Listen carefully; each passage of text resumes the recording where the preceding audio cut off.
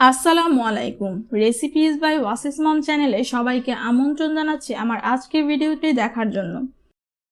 খিচুড়ি মোটামুটি আমরা সবাই পছন্দ করি। বৃষ্টি কিংবা ঠান্ডা কোনো দিনে খিচুড়ি হলে দিনটা জমে যায়। আমার আজকের টিউটোরিয়ালে থাকছে রাইস কুকারে ভাতের চালের পাতলা খিচুড়ি রেসিপি। খুব অল্প সময়ে ঝটপট এই খিচুড়ি আপনারা তৈরি করে নিতে পারবেন। চলুন আর কথা না বাড়িয়ে মূল রেসিপিতে চলে যাই। খিচুড়ি রান্নার জন্য প্রথমে এখানে আমি 2 কাপ ভাতের চাল এবং 1 কাপ মসুর ডাল নিয়ে নিলাম।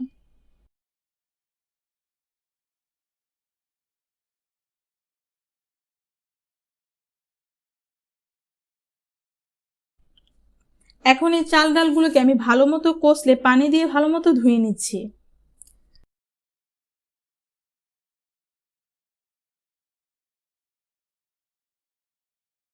চাল ডালগুলো আমি ভালো মতো ধুয়ে পানি ঝরিয়ে রাইস কুকারের পাত্রে নিয়ে নিলাম।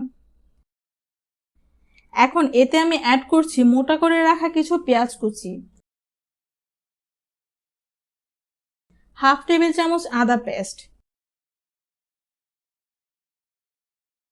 1 টেবিল চামচ রসুন পেস্ট, 1.5 চা চামচ হলুদ গুঁড়া,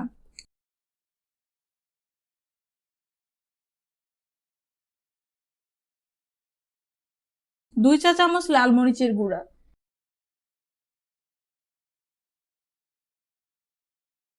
1 চা চামচ টালা জিরার গুঁড়া, 1/2 চা চামচ ধনিয়া গুঁড়া, স্বাদ মতো লবণ,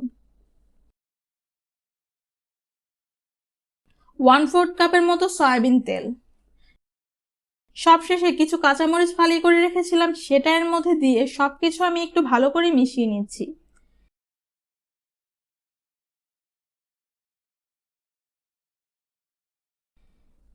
এবার আমি অ্যাড করে দিচ্ছি পানি। আমার চাল ডাল মিলে আছে এখানে 3 কাপ। যেহেতু আমি পাতলা নরম খিচুড়ি রান্না করব, তাই এখানে আমি 8 কাপ পানি ব্যবহার করছি।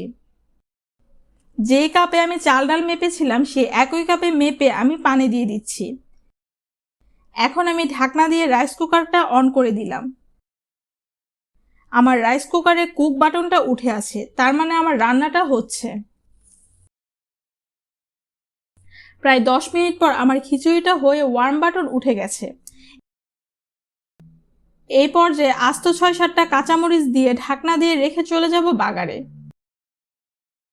আর এই কাঁচামরিচগুলো কিন্তু কোনো ঝাল ছড়াবে না, জাস্ট খুব সুন্দর একটা গ্রান নিয়ে আসবে।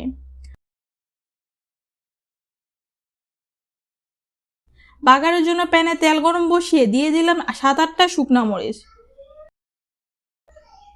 শুকনা মরিচ তেলের সাথে একটু ভেজে দিয়ে দিলাম কিছু পেঁয়াজ কুচি। শুকনা মরিচ পেঁয়াজ ভালো মতো ভেজে নিব। পেঁয়াজ বাদামি হওয়া পর্যন্ত অপেক্ষা করব।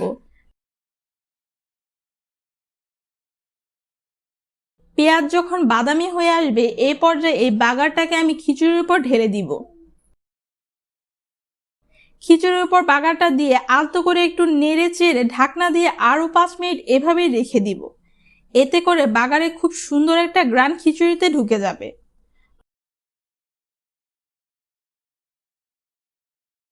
5 মিনিট পর আমার খিচুড়িটা রেডি। আমি সার্ভ করে আপনাদের দেখিয়ে দিচ্ছি খিচুড়িটা কেমন হয়েছে। এই খিচুড়ির স্বাদ কিন্তু কোনো অংশে চুলার খিচুড়ির স্বাদ থেকে কম হবে না। আপনারা ঘরে ট্রাই করবেন এবং এর টেস্ট কেমন হয়েছে অবশ্যই কমেন্ট করে আমাকে জানাতে ভুলবেন না।